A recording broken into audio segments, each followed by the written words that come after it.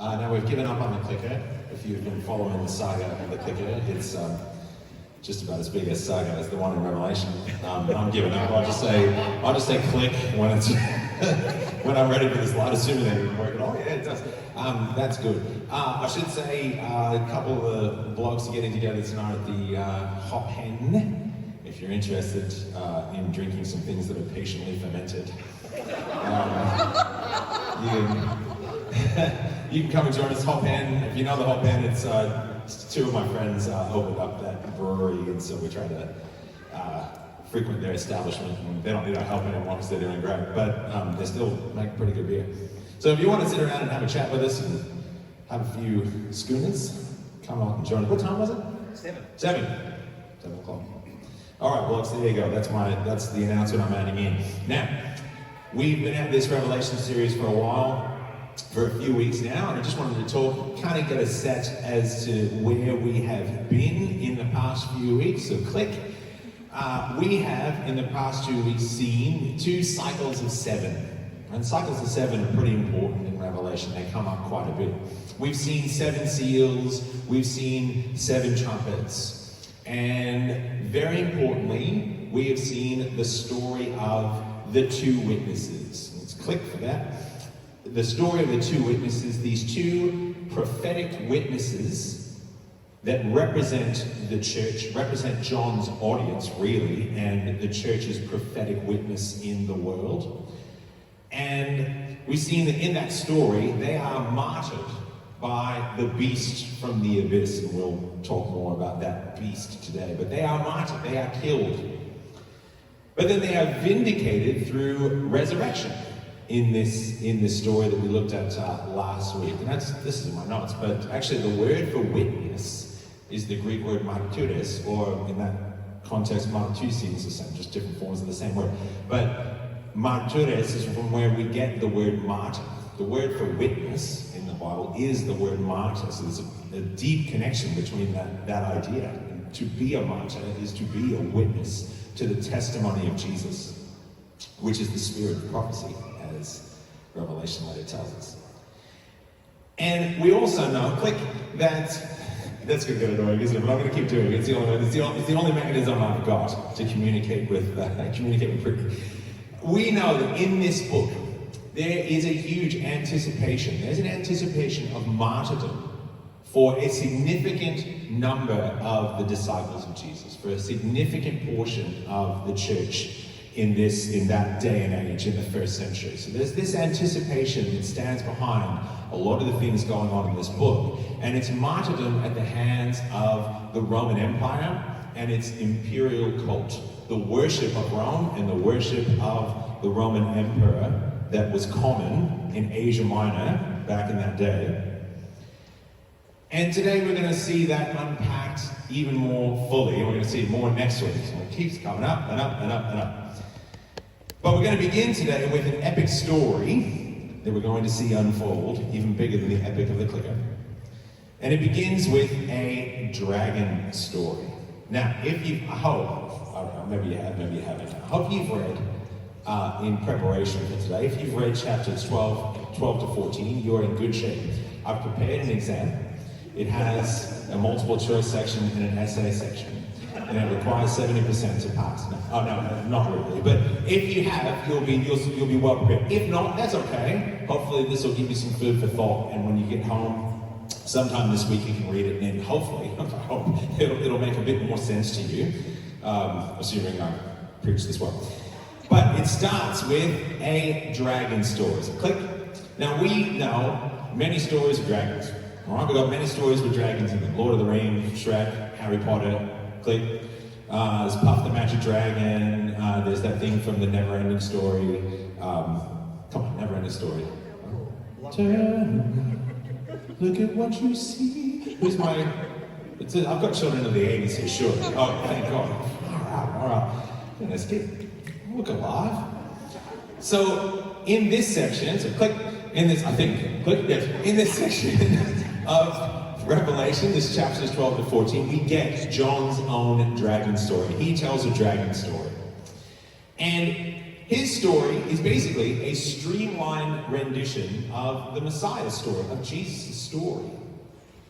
And so it starts with a 7-headed dragon that has 10 horns and crowns. And it's obviously, well, it obviously is because it tells us it's the devil or the Satan. And this dragon pursues a woman who is in labor. It's a strange-looking woman who has a crown of 12 stars on her head. And the 12 stars reminds us of, or it should remind us of the 12 tribes of Israel. It should remind us of the 12 apostles. And so, and these are things which John references elsewhere in the book. And so this woman that the dragon is pursuing represents this idea of the complete people of God. The complete people of God. Israel continued as the church, which if you know the New Testament well, it's a very New Testament idea. The people of God as Israel continuing into the church, the people of Jesus. And so in this story, the dragon pursues this woman, and the woman is pregnant. The dragon wants to devour her child. And the child, of course, is the Messiah, is Jesus himself. But the child is taken away to God, it says, and to God's throne. So crucified, resurrected, ascended, very short space of time in this story. Like I said, it's a very streamlined version of the story. Now, interestingly though, John's readers would already know and recognize this story. They would know this dragon story because it doesn't come from nowhere. It's actually a Greek story. It's the Greek story of the birth of Apollo. And in that version of the story, Apollo's mother, Leto, escapes from the dragon Python to an island where she gives birth to Artemis and to Apollo. And Apollo eventually, if you know the rest of the story, I don't know if anybody knows that story, but in the rest of the story, Apollo eventually hunts down the dragon Python and kills it. And John takes and reshapes this story for his own purposes. Now this shouldn't bother us too much. This is what artists do. We know that John is a literary artist. All right? We've said that before. And we should take that to heart. A literary artist, or any kind of artist, take source material and reshape it. Right? And John is most certainly an artist. But the question is, why does he choose this particular story? Why this very strange Greek story does he choose? Well, it just so happens, that Roman emperors, like Augustus, like Nero, they like to associate themselves with Apollo. They like to see themselves as sort of the incarnation or the reincarnation of Apollo on Earth.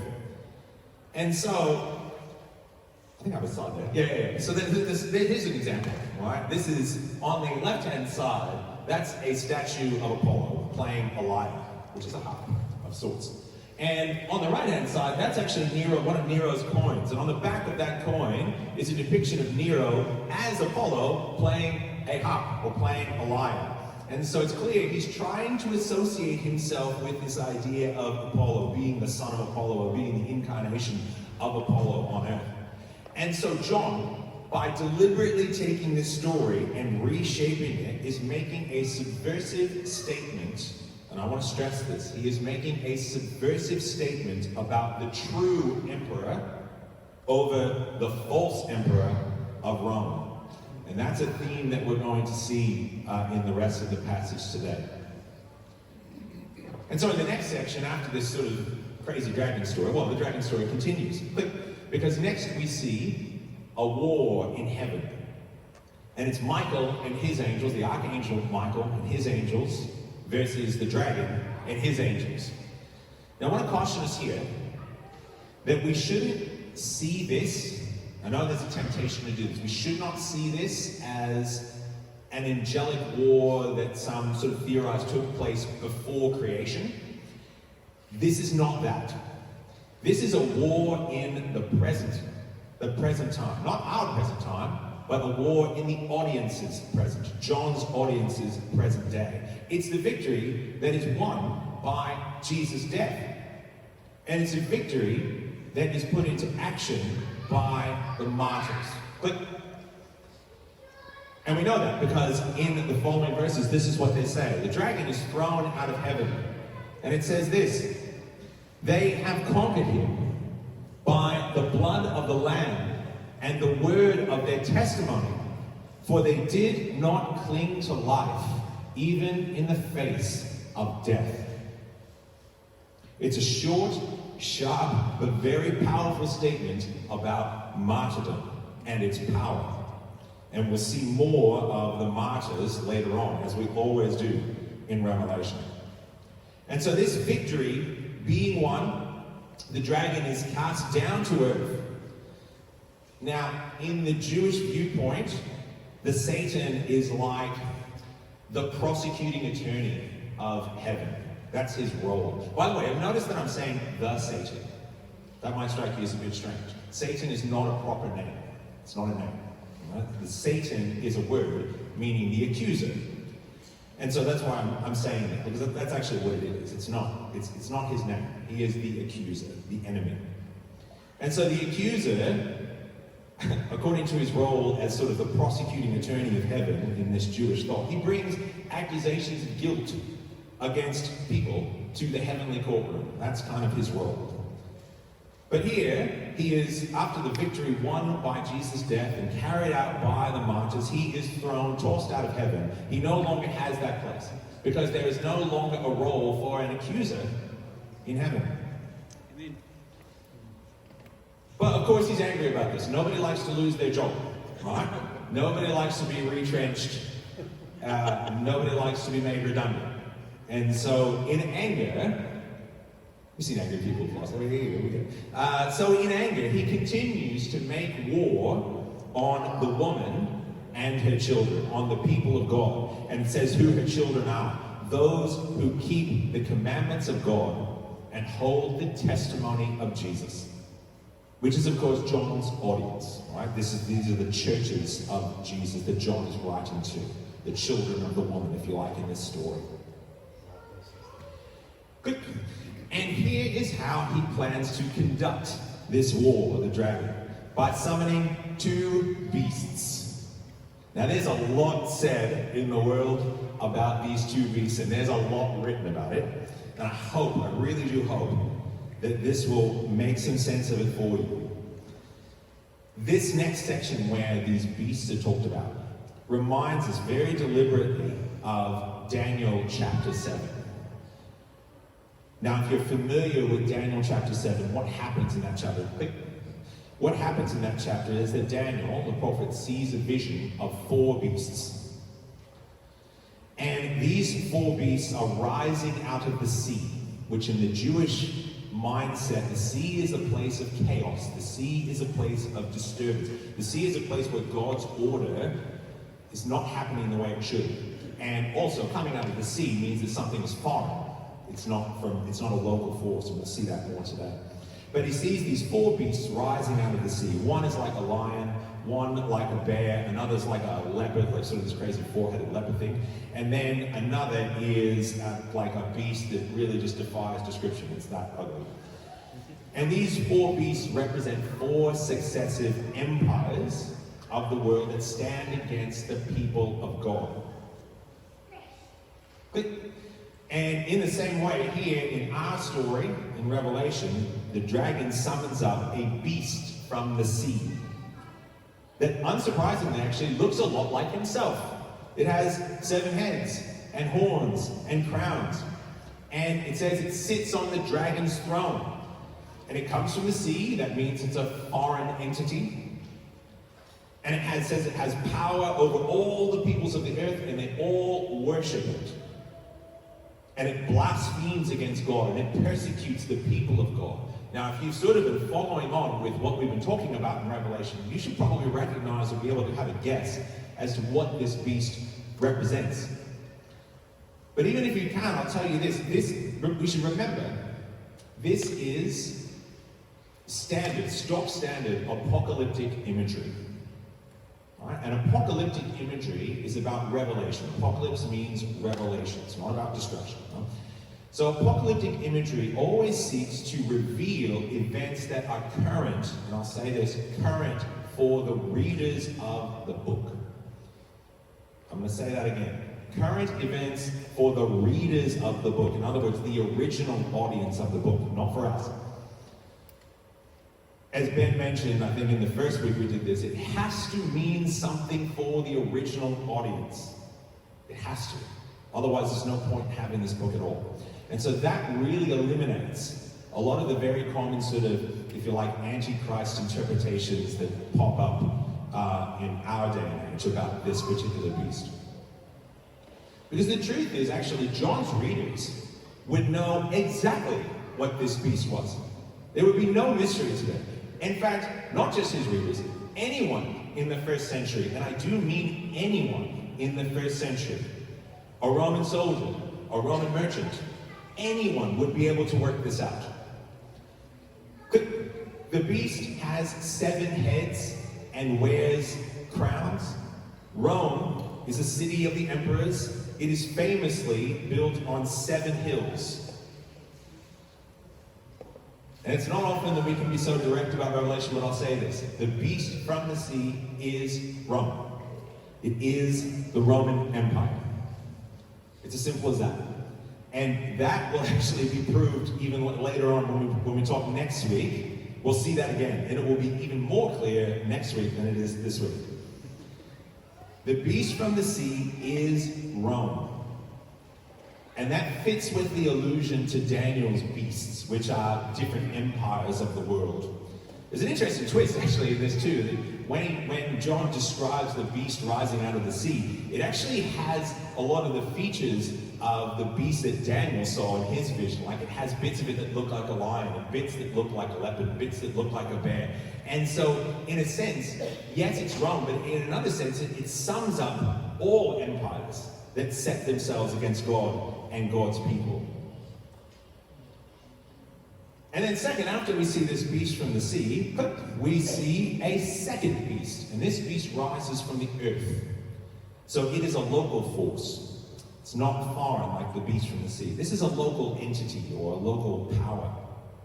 And it's working on behalf of the first beast. And it directs all the peoples of the world to worship the first beast. And I think the best interpretation of this particular beast, this one's a little bit more difficult. I think the best interpretation is that this is the local government bodies that, in Asia Minor in particular, that administer affairs for Rome, including the Roman cult, including the cult of Rome, overseeing that cult, and championing that cult. You see, Rome always preferred to utilize existing local structures to govern the places that it had sort of taken over. They always preferred to leave the local structures in place. And the leaders in Asia Minor, the governments in Asia Minor, really, they were only too happy to hold hands with Rome. They really were. They were big time, what would the word be? Romophiles? Like lovers of Rome. So they were only too happy to play ball with Rome, and they were only too happy to champion the imperial cult, and they were only too happy to get people to worship Rome and worship its emperor. And so I think, and not just me, I'm not, I should say, none of the ideas I actually say up here are mine. I didn't come up with these. Far smarter people than me have come up with these, and I'm just sort of delivering them to you. But I think an excellent interpretation of this is that this second beast represents these local powers, these local forces. And so, John is making a powerful, politically subversive statement. Really, all of Revelation is a politically subversive statement. He's saying this: Rome is empowered by the Satan. It even looks like the Satan. And the Satan instigates Rome in its opposition to the people of God and to God himself. And then the local functionaries sort of get everyone to play along in this worship of Rome and the worship of the emperor. And so what we see here in this story is that battle lines are drawn up. Right? That's why I call this talk battle lines. Battle lines are drawn up between these two sides. And no one, in John's way of looking at this, no one is neutral. You're always making a choice. On one side, sort of a funny thing, on one side is this sort of counterfeit trinity. You have the devil, you have his child, the emperor, and the empire, I should say, it all kind of blends into one. You have the devil, you have his child, which is the empire, and then you have sort of, if you like, the spirit, which is the cult that summons these worshippers to worship Rome. And if we look very carefully, actually, this is what I love, and the more and more I've read this passage, this is what I've noticed. Everything about this is fake. Everything about it is fake. There's a fake resurrection. Like one of the beast's heads, it has 7 heads. One of the beast's heads, it says, has taken a mortal wound that's been healed. We'll talk I'll talk about that in a second. No, I won't, but I'll tell you where you can find out about that. Anyway, you have the second beast makes an idol of the first beast that can talk, right? And actually, we have examples in the first century of these con artists that would sort of travel around using ventriloquism to make statues talk. There was even an example of one guy who had a statue built with like a talking tube, a speaking tube that went through like the back of its head, and it had a lever to operate the mouth so that he could make it look like the idol was actually talking. Yeah, we have that. We have those examples and those stories. And so the more I read this, I realize that this is not an image of power. This is an image of deception. It's an image of deception of the most laughable and cheapest kind. It really is. It's charlatanry. And I think that's what John is trying to emphasize. Because, click on the other side, is the genuine article. The Lamb and his servants, the 144,000. This is the beginning of chapter 14. And the 144,000, as we know, are the martyrs. And both sides, the Lamb side and the beast side, have this loyalty mark. They each have a loyalty mark. Right? The name of the Lamb's father is on the foreheads of the 144,000. And the beast followers have this sort of, like this counterfeit mark. His name, or the number of his name. Now, all right. If you came today hoping to learn what the mark of the beast is, this is the point where I kind of disappoint you. All right? But there's just no time. It would take a long time to talk about it. But what I've done is I've made a video, and it'll be up on the YBB Facebook page, I think. You can check that out. I've done just a whole video on the mark of the beast and how best to interpret, or how I think, I should say, how I think is the best way to interpret.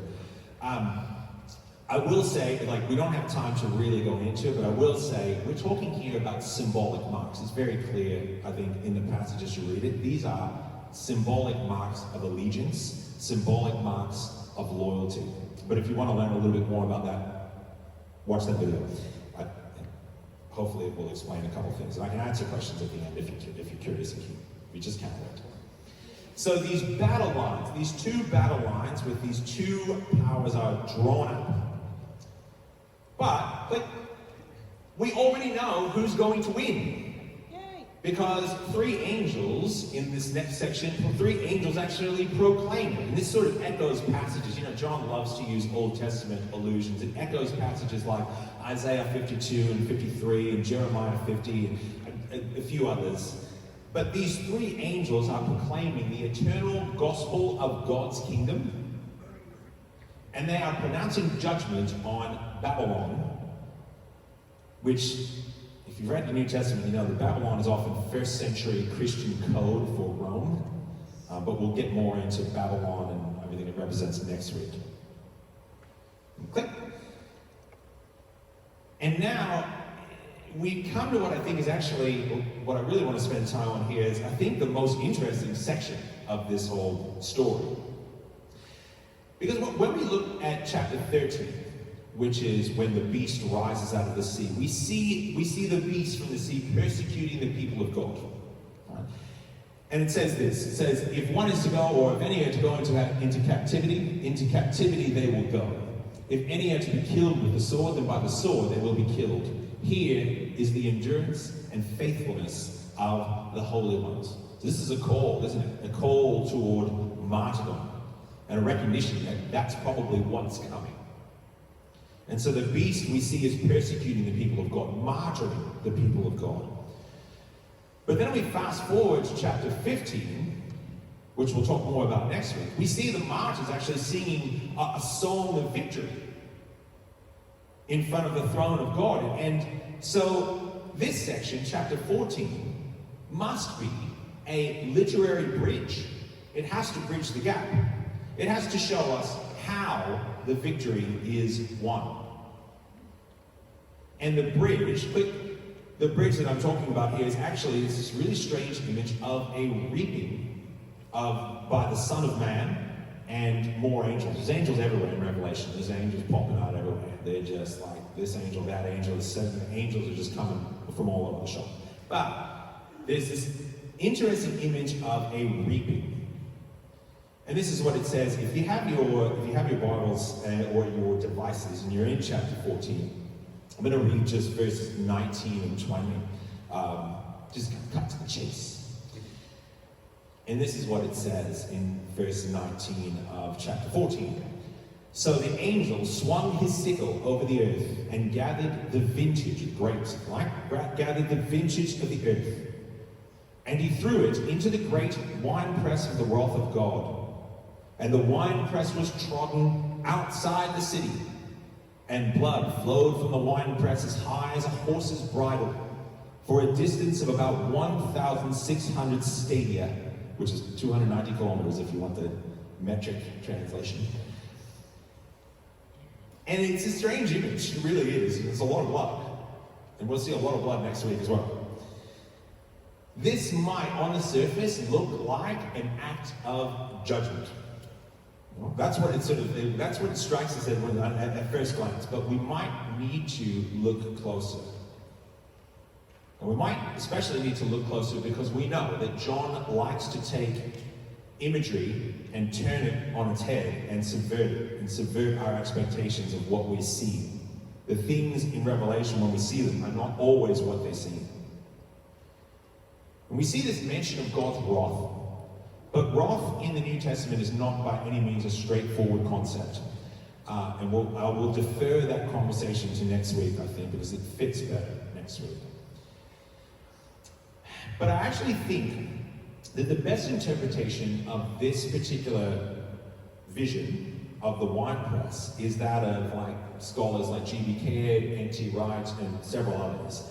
This is a reaping of the martyrs. It's a reaping of the martyrs. Click. And why? There's a bit of evidence here. Well, we know that the 144,000 are the martyrs. Well, we've seen that earlier in the book. And they are called, in this very chapter, chapter 14 and verse 4, they are called the first fruits offered to God. It should give us a hint of what's coming. And then in verses 12 and 13, if you're looking at that, in verses 12 and 13, which immediately precede this reaping, there is a voice from heaven, right? A voice from heaven that says this: "Blessed are the dead who die in the Lord from now on. Yes, says the Spirit, they will rest from their labor, for their deeds will follow them." So it's already setting us up for this idea of the martyrs.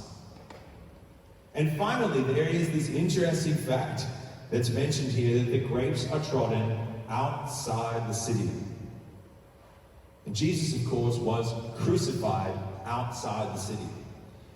And I'll stress that's not a spurious connection, because this is an idea that seems very, very deeply ingrained in the minds of New Testament writers. We see the same idea come up in Matthew 21, if you want the reference, Matthew 21, Luke 20, Hebrews, the writer of Hebrews in chapter 13 talks about this very idea of going to Jesus outside the city. And so that idea, I think, is a powerful one for New Testament writers. And so this pressing and this river of blood that we see is nothing less than the martyr's blood. Because that's the message of, it's the message of this section, but it is the message of Revelation as a whole. That somehow, in some strange way, it's willing martyrdom itself that wins the victory. And it fits, it really fits with what we saw in the messages or letters section in the beginning of the book. That every letter or every message to the church are addressed to the victors, to the conquerors. And it fits with the rest of Revelation.